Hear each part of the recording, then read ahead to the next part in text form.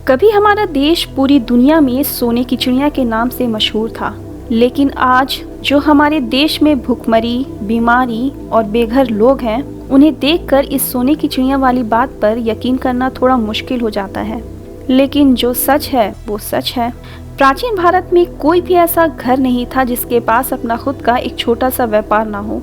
इसी वजह से यहाँ के लोगों को जिस भी चीज़ की ज़रूरत होती थी वो आसानी से भारत में ही मिल जाता था और देश के बाहर से कुछ मंगाने की ज़रूरत नहीं पड़ती थी। इसी वजह से भारत का धन भारत में ही घूमता रहता था। भारत कई चीज़ों का व्यापार करता था, जैसे अनाज, रुई, कीमती पत्थर, मसाले, सिल्क, लिनिन, मेटल, चांदी के बर्तन और न जाने कितनी चीज़ों की निर्यात होती थी और हर उन चीज़ों के बदले सिर्फ सोना ही लिया जाता था और इसी वजह से भारत में काफ़ी मात्रा में सोना आया करता था। वैसे भी शुरू से यहाँ का मानना है कि सोना आपके भरे पूरे होने को दर्शाता है, अच्छी किस्मत लाता है। तभी तो यहाँ की औरतें सोने के आभूषण से खुद का श्रृंगार पूरा करती हैं। मौर्य साम्राज्य में इतना कच्चा माल और कीमती पत्थर हुआ करता था कि सीरिया, इजिप्ट, ग्रीक तक जहाज़ों से हमारे देश का माल जाया करता था। उस समय भारत एक ग्लोबल ट्रेड हब के तौर पर काम करता था। जब पूरी दुनिया बार्टर सिस्टम यानी सामान के बदले सामान पर चल रही थी, तब हमारी देश और ग्रीक में सामान के बदले सिक्के देने की शुरुआत हुई, लगभग 600 बीसी के आसपास।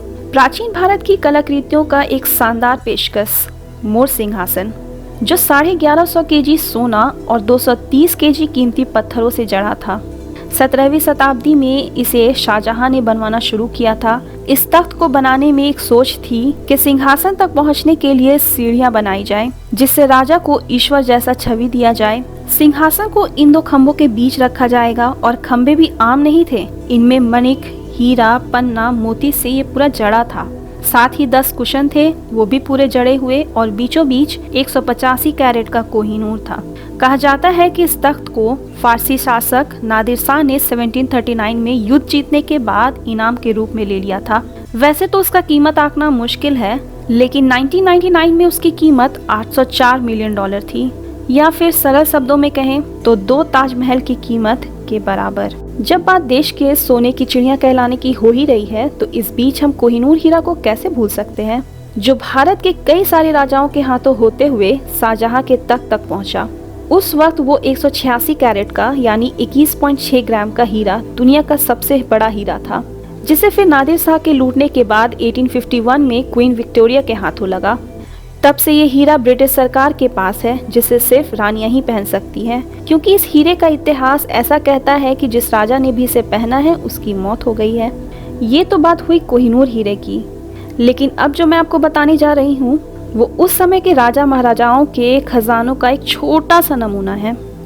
साल 2011 में सुप्रीम कोर्ट ने पद्मनाभ स्वामी मंदिर के उन तहखानों को खोलने के लिए ऑर्डर दिया। खुलने के बाद वहां से जो निकला वो पूरी दुनिया की आंखों को चकाचौंध कर दिया।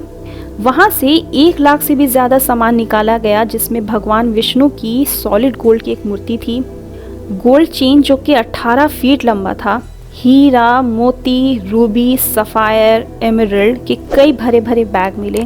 वहां एक लकड़ी का बॉक्स मिला जो सोने के सिक्कों से भरा पड़ा था और उसकी वजन 800 केजी थी। वो सारे सिक्के 2 बीसी या उससे भी पुराने थे। कहा जाता है कि पहली शताब्दी से 10वीं शताब्दी तक भारत की जीडीपी सबसे ज्यादा थी, लेकिन 1500 एडी तक चाइना भारत को पीछे करते हुए पहले स्थान पर पहुंच गया और फिर धीरे धीरे हमारे देश को बाहरी लोगों ने लूटना शुरू कर दिया। 11वीं शताब्दी में महमूद गजनी ने हमारे देश के साथ युद्ध लड़ा, कई लोगों को मारा, मंदिरों के खजाने को लूट कर ले गया। फिर मुगल्स के दौर में युद्ध जीतने के बाद नादिर शाह ने जीत के बाद के इनाम के रूप में कई सारी चीज़ें मुगल से लेकर चला गया, जिससे भारत के खजाने को बहुत बड़ा नुकसान हुआ।